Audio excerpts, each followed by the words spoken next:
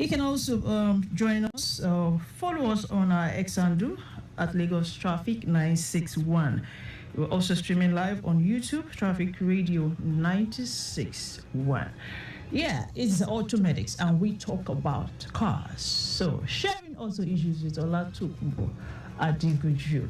All right, so, we started the conversation yesterday. Yes, I said something about, when mechanics, give quick fixes. Yeah, just because not about salvaging the vehicle now, but about just about getting out of that situation as soon as they can. So they just do all sorts. I talked about somebody advising me to actually pour water in the brake reservoir. Yes, use water or probably mix water with brake oil. Just because. Well, maybe he feels he's trying to help us. I don't know. Yeah, I think maybe because we actually poured like 2 containers, of brake oil, and everything was leaking out. So he felt he was just trying to be of help, by trying to reduce cost and all of that. But then, these are quick fixes that can actually be detrimental to the health of our vehicle. So I want to look at some of those quick fixes too today.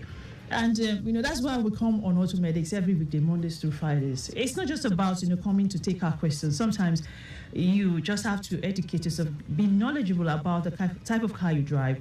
There are certain things you can actually do without the help of a mechanic. There are certain things you can do. At least you can top up your engine oil. Yes, you can top up your radiator water coolant, exactly. So, and aside some major fixes, some major works you cannot carry out as a DIY. But then you need to know some of these basics. You need to know what it means, to run a scan on your car. You need to know the type of engine oil your vehicle uses. You need to know the kind of, should I say, a transmission fluid your vehicle uses. You need to know certain things, where your dipstick is located, maybe where your kickstarter is located. So those are things, and this will prevent us, from running into the hands of, some of these mischievous mechanics, so-called roadside mechanics, who just want to rip people off. So one of the things we're going to talk about here, like quick fixes. I know some people talk about removing their thermostat. What are the implications of removing your thermostat, and why do mechanics advise vehicle owners to remove their thermostat? We're going to take them one after the other, just for us, to get this knowledge. So Tokunbo, let's start with the thermostat. All right. Basically, I would just start with the job of the thermostat, which is allowing the engine to reach optimum temperature quickly. And so the thermostat is mounted somewhere around the engine where you have the pressure for the radiator coolant. And so it prevents coolant from flowing from the engine down to the radiator for some time until the engine gets to warm-up temperature, which eventually then opens for for the coolant in the engine to flow into the radiator for the coolant to be cooled and return back into the engine. Now, why do some people remove the thermostat? Yes. I think why some technicians do encourage the vehicle owners to remove the thermostat is because the technicians feel the thermostat would cause the vehicle to overheat based on their own previous experience. And so they would encourage their vehicle owners or the customers to do or replace a removal of the thermostat, such that they're telling them to do that so that they would not have the vehicle overheat. And I used to say that even if you have the thermostat removed, yes, there is still a number of ways the vehicle can overheat. A number of things. Even after removing the thermostat? Of course, exactly. Even after removing the thermostat, a number of things can still cause the vehicle to overheat. Okay. So, it's not really a good practice, but I still have some technicians that will still insist, or they are hell-bent on saying, no, remove the thermostat. It's not good for our weather. It's not good for your vehicle. It's going to cause your vehicle to overheat. And they will just make so many people, mislead so many people. having them remove the thermostat. And could this be because they cannot find a way around it? They do not know what to do. No. And it's a quick fix for some of them because they want to quickly, do what they have to do and get the vehicle moving. It's a quick fix, but it's not really like, I wouldn't say they don't know what they do. I will just say that they just have it's just like this myth or the belief that thermostat is not supposed to be in a vehicle in this part of the world. That's their belief. All right. And so it's not really like they don't know what they're doing, but eventually we'll just say, really, they don't really know about that component. They don't really know what it is. All right, so we have quite a number of them to deal with this morning, but we have to toggle between taking questions and dealing with these issues. So let's take a question now. We have one from our WhatsApp page, and the question reads: I drive Hyundai i10 recently. I experienced hard starting. I changed the fuel pump and filter, and now when I start the vehicle, most times it will start with low RPM and go off. I'll have to start severally and depress the gas pedal severally before it will run stable. Please, what might be the problem and what should I do? All right, if the vehicle's RPM is low and you have to depress the throttle pedal to have the vehicle started, there's every possibility that you need to do a tune-up on the engine. Okay. The fuel pump has been changed recently, and so the fuel supply is okay on the vehicle, but you might be having limited air. That means the vehicle is running rich. Okay. And so you'll be experiencing some the RPM going low because the idle control solenoid is not longer doing its job properly. Okay. So what you should do is do a tune-up, have the air filter on the vehicle inspected. The engine air filter should be inspected. Then also have, if the air filter is really dirty, have it replaced. Okay. Then the spark plugs of the vehicle, you have them inspected also. If the spark plugs are fouled, maybe you have leaked spark plugs, you can have them replaced also. Then also do a throttle body service. The throttle body is where you have the idle control solenoid mounted, and so if the throttle body is really dirty, the idle control solenoid is not going to allow the vehicle to run very well at idle, and you would have to always hold on to the accelerator pedal to keep the vehicle raised to be above idle. So you will have to do a throttle body service also. Then the injector nozzles should be serviced. Okay. And if all of this have been done on the vehicle, the throttle body is relined after being serviced, the problem should be resolved. All right, Lagos Traffic Radio 96.1 FM. The program is AUTOMEDICS, and we're talking about your vehicles. Today we are looking at various quick fixes that most or some mechanics deploy, which are actually detrimental to the health and performance of our vehicles. Yes, we've talked about the thermostat. So we're going to also talk about changing from single cell to double cell. That's also a myth, and it could also be a kind of quick fix for some mechanics, because they just want to get out of that situation as fast as they can, and maybe some of them don't really know the meaning or the implication of what they do. So what's your take on that when a mechanic advises a vehicle owner to change? We know the single or double, it's not about being double, it's about it's about the size. Some of them don't understand that it's about the size. It's not about, getting two cells and all of that. So Tokunbo, kindly throw some light on that. Okay, on the single and double cell radiator, I would just say that if you have a single cell radiator on the vehicle, just keep to it. There's no point changing to double cell because you're just trying to have expanded space. You're just asking for more space. That's all you're asking for. Just like the coolant, the vehicle will take more coolant or take more water. And one thing that would mean is that you would have the engine cool as much as possible, but it might not be needed. And so, and also, the mountings that you have for the double cell, for the single cell, might not be as okay as it might not be the same as the mounting for the single cell. Okay. That means some things will have to be altered before you have the radiator sit properly in the in its housing where it's meant to, and that might cause the condenser to get out of place, and you will have a lot of vibration around that side.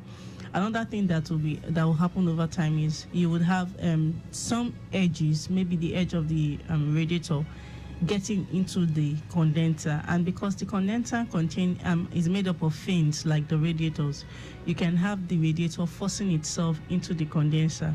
Before you know it, you start to experience a leak in the condenser, which will cause you to have problems with the air conditioning system. So what I would advise is, don't say you want to change from single cell to double cell. If the vehicle is experiencing overheating, the ideal thing to do is find out which component is causing the vehicle to overheat. I understand that most persons, when the vehicle is overheating, the first thing they think of is just the radiator. And that's the only component that comes to mind when it comes to vehicle overheating.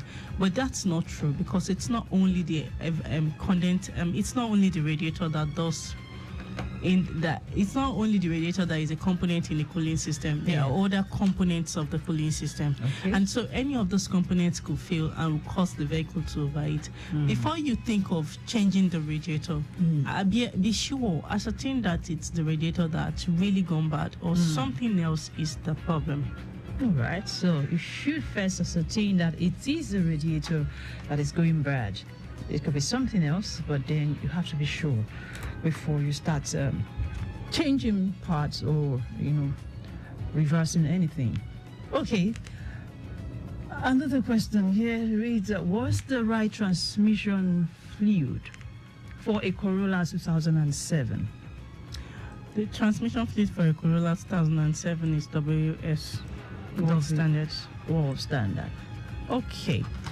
All right, let's talk about another one, the web myth that I call it quick fix, because just to get out of that situation.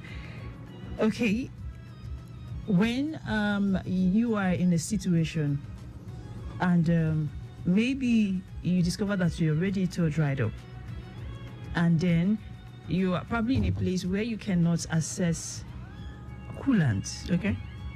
So the quick fix is to use water. Right. So what's your take on that? Is it does it have any implication, or is it fine to use water anytime in the radiator? At that time that you're in a fix, you have a lot of coolant, and you don't have access to coolant at that time, I would advise you use water just for you to have the engine cooled and you to be able to get out of that situation. Okay. But one thing is, once you are out of the situation, everything that we do as temporary fix, once we are out of the situation, or once we are out of the we have been able to get access to our mechanics or to our technician, it's best for us to switch to the right or to the permanent fix, which is having to use the coolant. Okay. If you continue with the water in the cooling system, the dangers of using water is just that over time you would have your radiator get rust, because water in contact with air and metal will cause a rust on the metal component. Okay. And we know that when there is rust on a metal component, there is tendency of the components to start to heat up and you start to experience leaks. But with the coolant, there is every likelihood that you will not experience such situation, and that means that the cooling system components tend to last longer with coolant in it than water. Okay, so what is the implication if I use water regularly? Well, if you use water often, what you're going to experience is that if there is a component causing the vehicle to overheat. Okay. The vehicle will start to overheat quickly than it should. If there is no loss of water, or maybe the fan stopped and the likes, you could have the water start to boil quickly. But if you have coolant in the radiator, there's tendency that there will still be a delay in the overheating because the coolant has a higher boiling point than water. And so if water is going to be boiling at 100 degrees Celsius, coolant is going to be boiling at a temperature higher than that. So the chances of having the overheating start is going to be, at least there's going to be a delay in the overheating compared to using water when you use coolant. All right. So coolant, it has a higher boiling point, so it boils faster. It boils later than water. Water boils faster than That's what coolant. I said. Water. Okay, yes, You water said boils coolant. faster. Okay, yes, that's true. All right, so 09153877127. That's the number to call if you want to speak directly with Tokunbo Adegoju. 09153877127. If you have issues with your car, if you want to be a contributor, you want to say something about the topic we're discussing today, which is quick fixes that mechanics advise vehicle owners to deploy just to get out of maybe a situation or to get out of maybe a bad spot or something. So if you want, you can contribute if you are a mechanic and you also want to throw some light on that topic. Feel free to do that. You can also send your question to us on WhatsApp. 009-9120-777 our WhatsApp number. I take that again, 009-9120-777. We are also live on YouTube, Traffic Radio 961. You can also follow us on our X handle at Lagos Traffic 961. Okay, so let's take another question. Let's see what we've got here with this question. It's quite lengthy, but we're still gonna take it. It says my AC in my car, it's a Toyota Camry 2017, suddenly stopped working a few days ago. It had worked well the previous night, but next morning it was not functioning. I took it in for a check, and the AC man said there was a sensor that had malfunctioned and which had affected some wiring. The wires were changed, sensor replaced, but strangely they said the thermostat had been affected as well and was changed. The problem now is the thermostat was put in, comes and cuts within seconds.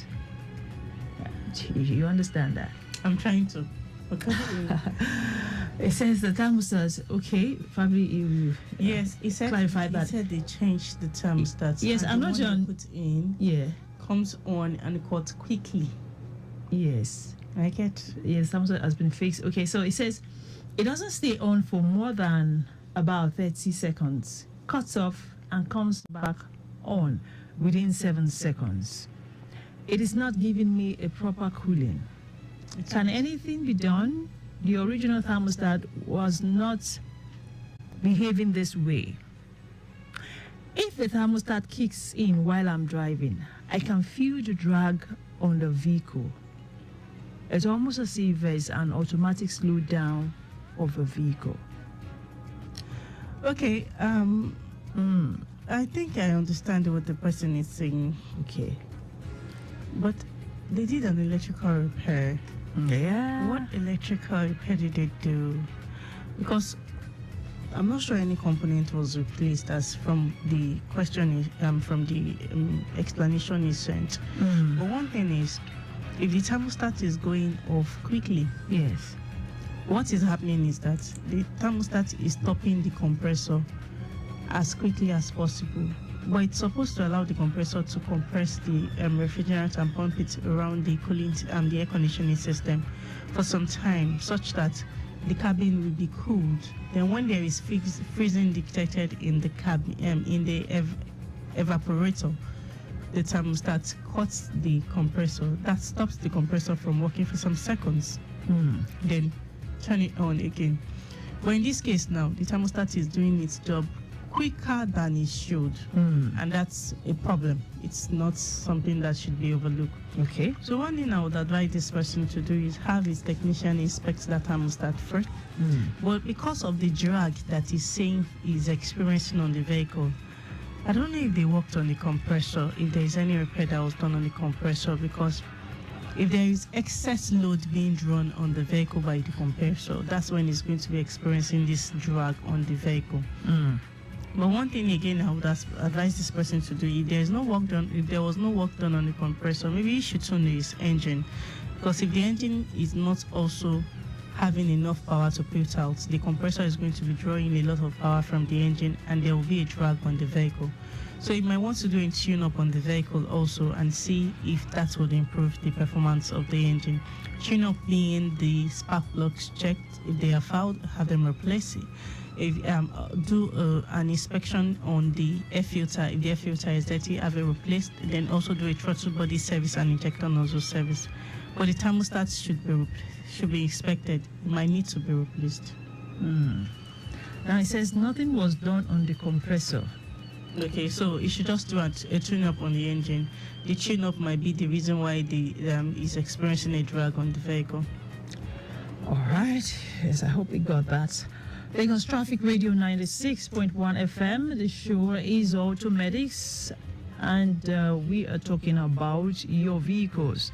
If you're just tuning in, you can also be a part of the show. Call us on 09153877127 or send us a message on 009-9120-777 if your vehicle is faulty, if you're getting any kind of sound, yes, and you want Tokunbo to help you decipher. If you have fault codes after scanning your car, feel free to send us the codes. All right, let's head on to the road. Let's see what we've got on Ikorodu access. Yes, there is currently a construction work ongoing there at Ikorodu roundabout in West Primero. Okay, it's actually a construction of the excavated parts from Ikorodu roundabout to Primero. We have our men on ground, strategically positioned to caution the effect on traffic around that area. And traffic is gradually building up from Ikorodu roundabout to Primero in was Unity. So if you're making use of that corridor, please, you need to drive with caution and also keep it within specified speed limit. All right. 09153877127. Finding it difficult to connect with us on that phone line, you can send us a message on WhatsApp on 009-9120-777. We're still talking about quick fixes. Yeah, some people say they actually do oil change through dipstick. How possible is that, Tokunbo? Yeah, for what would make... Okay, we have a caller. Hello, good morning. Good morning. AUTOMEDICS on Traffic Radio? Yes, please. Okay, my name is Aderonke. All right. I drive Hyundai Sonata 2013. Okay. They did some work on the vehicle, and after some time, as I moved, if I move initially, everything on that will be okay. But after some steady movement, that zigzag light will show. I googled it, and they said when zigzag light show like that, it means one of the wheel is spinning faster than the other. So I don't know what one can do about that. Do you have any other light on the cluster? No. It's only that light you have on the cluster. Yes. Everything, for example, if I stop now, after some time I enter the vehicle to move, the dashboard will be clean. But after some movement, then the zigzag light will come up. And this actually occurred after they did some work on the leg of the vehicle. What did they do on the suspension? Sorry? What did they do? What did they do on the vehicle?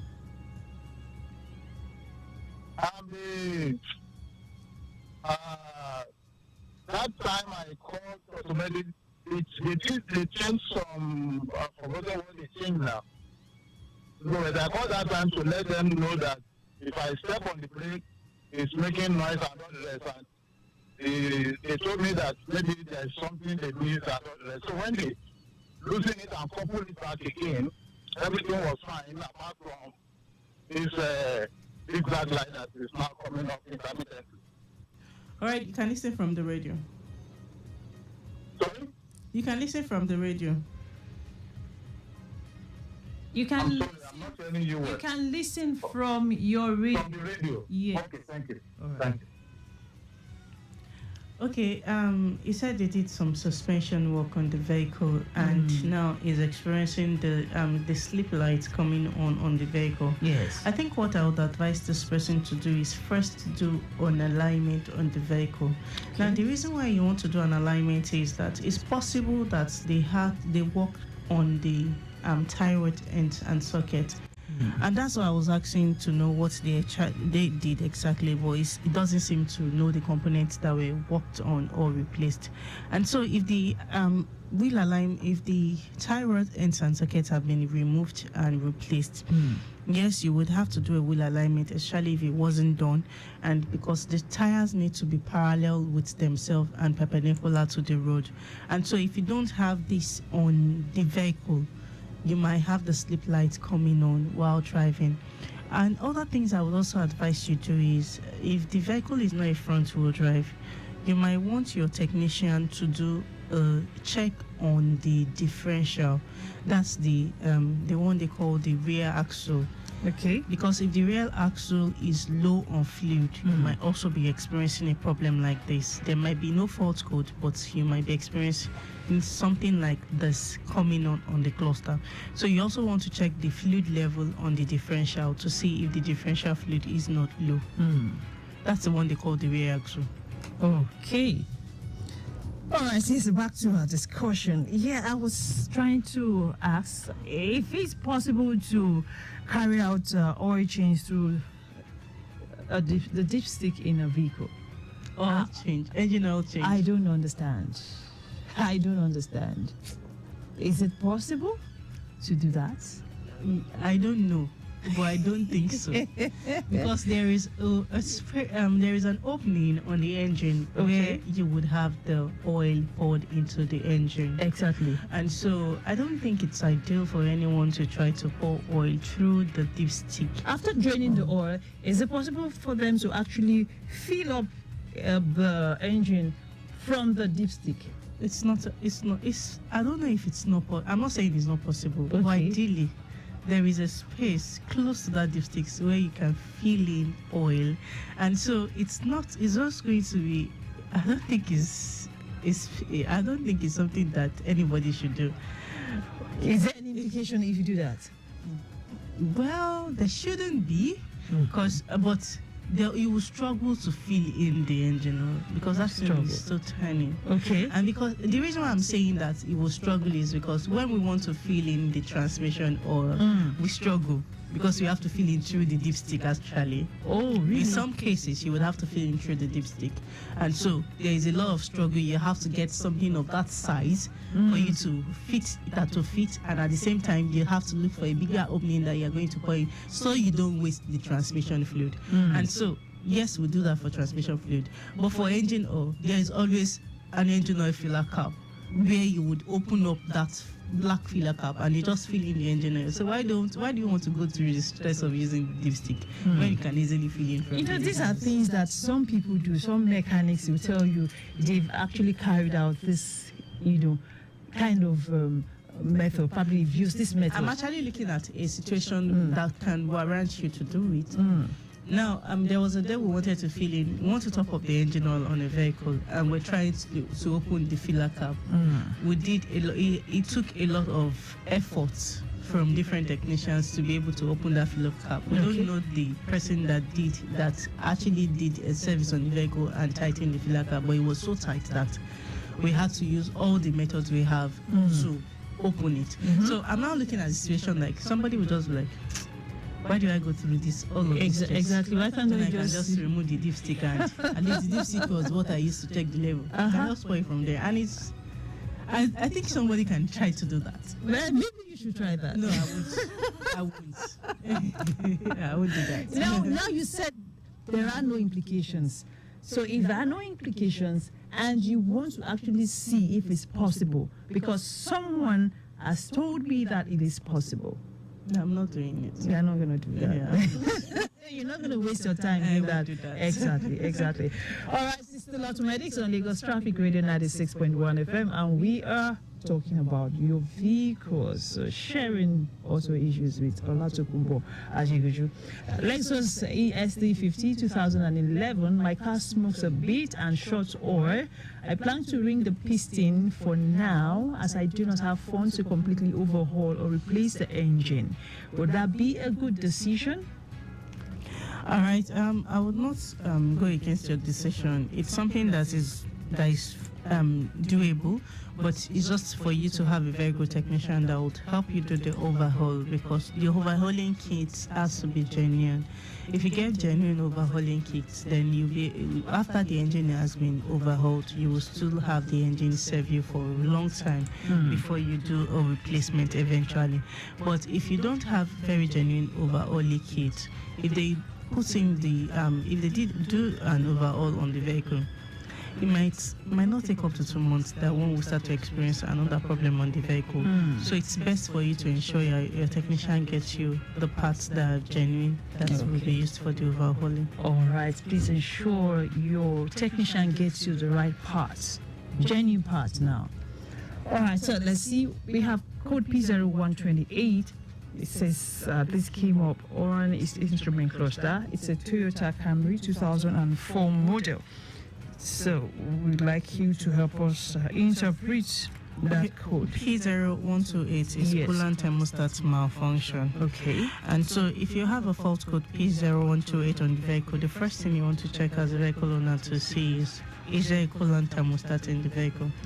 If there is if there is no coolant thermostat in the vehicle, that's the reason why the computer is complaining about that. But if there is a coolant thermostat, then it's possible the coolant thermostat is stuck open. Either ways, if you want to still use a coolant thermostat, or if you want to have a thermostat in the engine, all you need to do is do a replacement on the thermostat and the problem will be resolved. All right. So, still talking about quick fixes. Now, I want to replace my brake pads. Okay. Yes, the brake pads are worn out, and now it seems pretty difficult to get the size or that size of brake pad. Now, I want to use an oversized brake pad. A mechanic actually used an oversized brake pad, Tokunbo, because eventually, he had to confess that yes, because he couldn't get his hands on the right size, so he just had to make do with an oversized brake pad, which cost. Okay, let me not say what happened. The tires started smoking. Yes, that was one of the signs the owner discovered. Oversized brake pads. Yes, I tell you. How did it fit? I do not know. So, what do you think? It's a quick fix because now he couldn't. According to the mechanic, he couldn't get the right size of a brake pad, and because he needed that money. He needed to get money from that guy. Yes, he must. I said that's what I'm asking you. How did it fit? I wasn't How there. did the brake pad fit? He into the actually brake pad fixed it. Yes. This real life. So it's got to a point where smoke started coming out from the tire area. Yes. So it's beyond you. So you see, mechanics they do stuff. But sincerely, I'm just trying. If you had said something smaller, I would say okay. Oversized brake pads. And undersized brake pad, it means that they when they fit in the brake pads into the caliper, then they decide to use something to hold the brake pad in place to fill in the space where the brake pads could not contain. But oversized brake pads, Yes. because I'm trying to picture fixing a brake pad now. Yes. I know that when you remove a brake pad, it has two ends, then a curved side, and when you want to fix it in a caliper, Yes. it's a cut out for that brake pad is already on your caliper. It's just for you to key it in, and you have the brake pad fixed. Now, looking for something Because we are trained at oversized. AUTOMEDICS. I'm trying to paint a picture. Looking for something oversized, meaning it wouldn't enter. So how did you manage? Did you have to file, or did you reduce the size of the brake pad? The picture I'm painting here, But then it was fixed, and the driver drove the car, or probably the owner drove the car, and after 2 days, or probably, I think it was the next day, he discovered that smoke started coming out from the tire The area. brake started binding, and that's why he's experiencing that heavy smoke coming from the brake pad. Okay.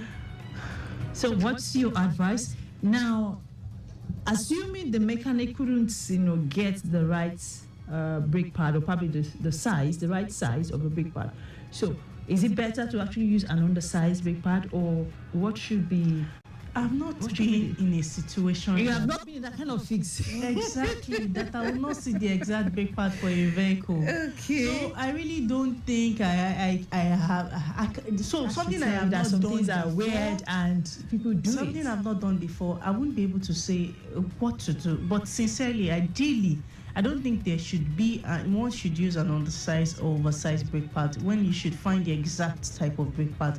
And that's why we used to reiterate that when you want to buy parts, take a sample. If you take a sample, you'll be able to be sure, that this component you are getting is the exact type meant for that vehicle, and you won't have to, because what I'm looking at in this person's, I'm trying to put myself in this person's shoes. Going to the market to get some parts, and at the end of the day, when you get back to the workshop, you realize that the parts are not fit. It can be very stressful and exhausting, and I guess that was why the person did that. But it's not justified. That's the truth. So if you want to get a part, it's best for you to take a sample along with you, buy the part, compare it with the sample you have, that you know that it would fit. Okay. And once you're able to do that, I don't think there should be any issues when it comes to replacing components like that. So meaning that there's no justifiable reason a mechanic should use an oversized brake pad because it has implications. It's not justified. It's not ideal, and it's unprofessional. Exactly. All right, Lagos Traffic Radio 96.1 FM. Yes, heading onto the roads again. Yes, Lagos Adegoju Expressway is still cool and calm. Yeah, even was a Zik is getting a bit busy. Yes, due to high influx. No impediments whatsoever, though, but just ensure you keep it within speed limit, and also give a right of way to other road users. The road is a shared asset, so just ensure you are cautious as you drive along. Okay, Adegoju is still looking good in and out of that corridor. No cause for worries, and also Lagos Abeokuta Expressway is still fine. All right, our Papa Oshodi Expressway in West Anthony, we have it good as well, and also on the return journey. Yes, so just make sure you keep your eyes on the road. Please do not engage in distracted driving.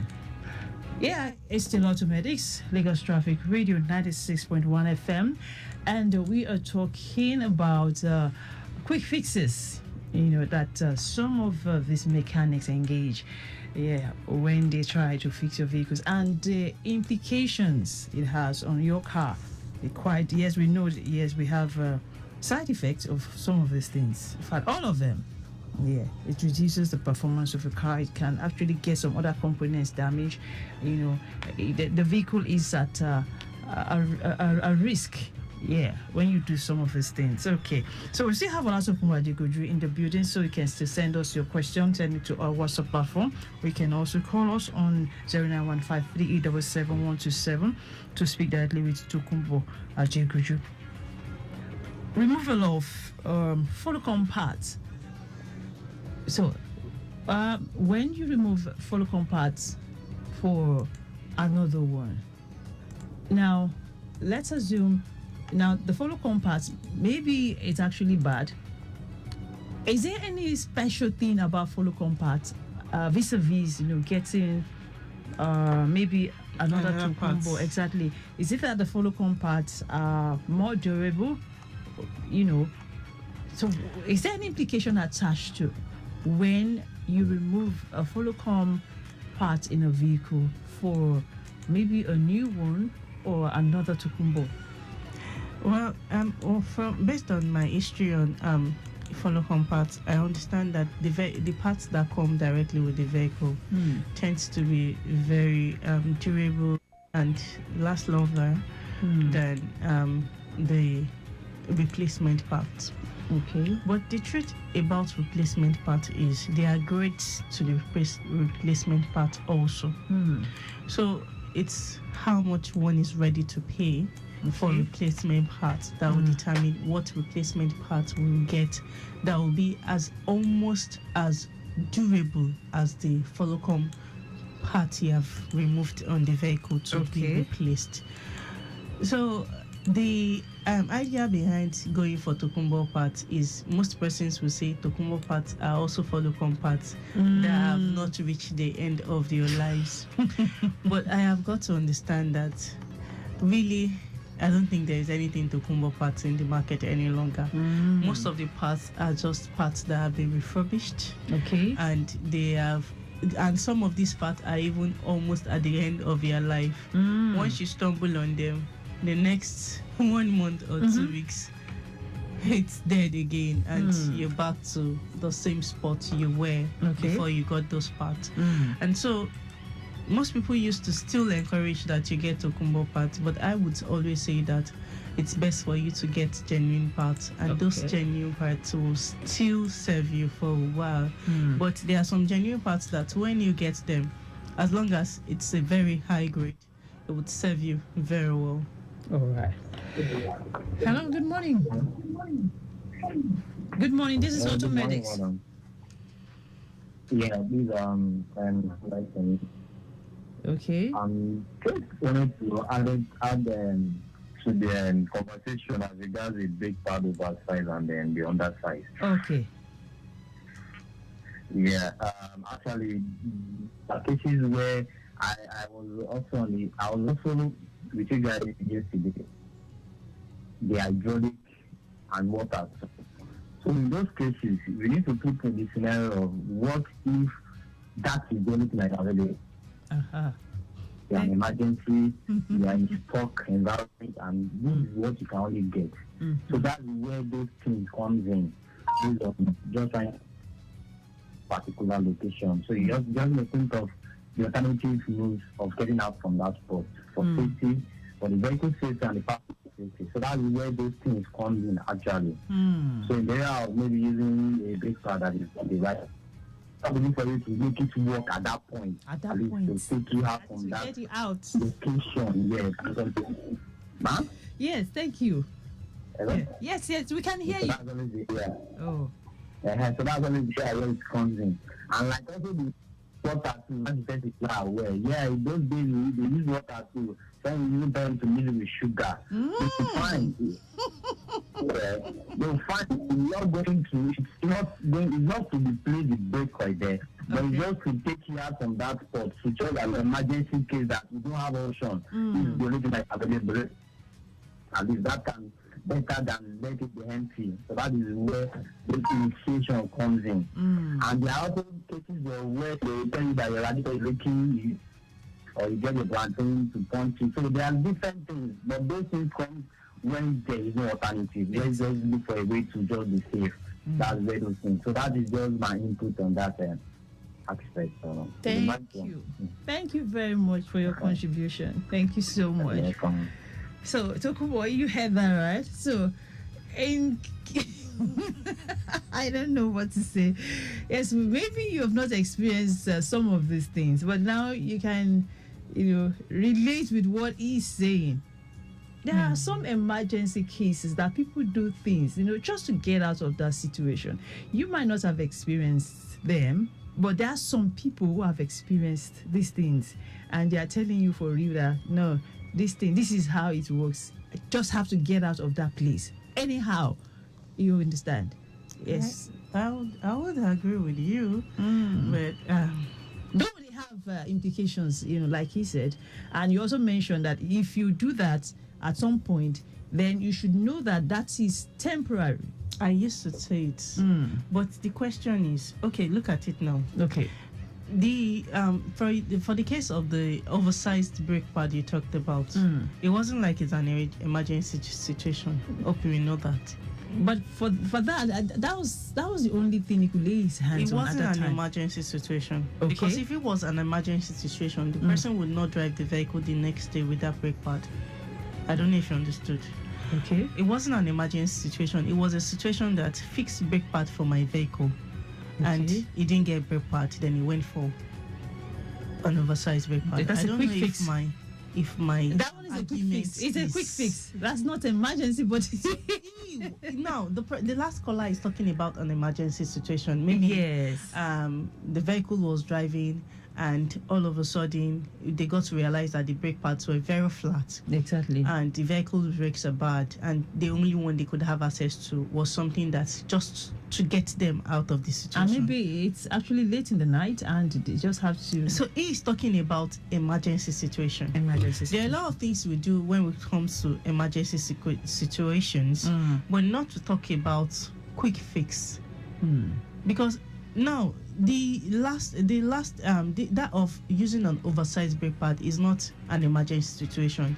A vehicle owner brought a vehicle to you, do a repair on my brake pads, do a replacement on my brake pads, and you got an oversized brake pad saying that you didn't have access to the right brake pads for the vehicle. That is not an emergency situation. All right. Yes, I think we should just leave it at that. That's coming from an auto professional.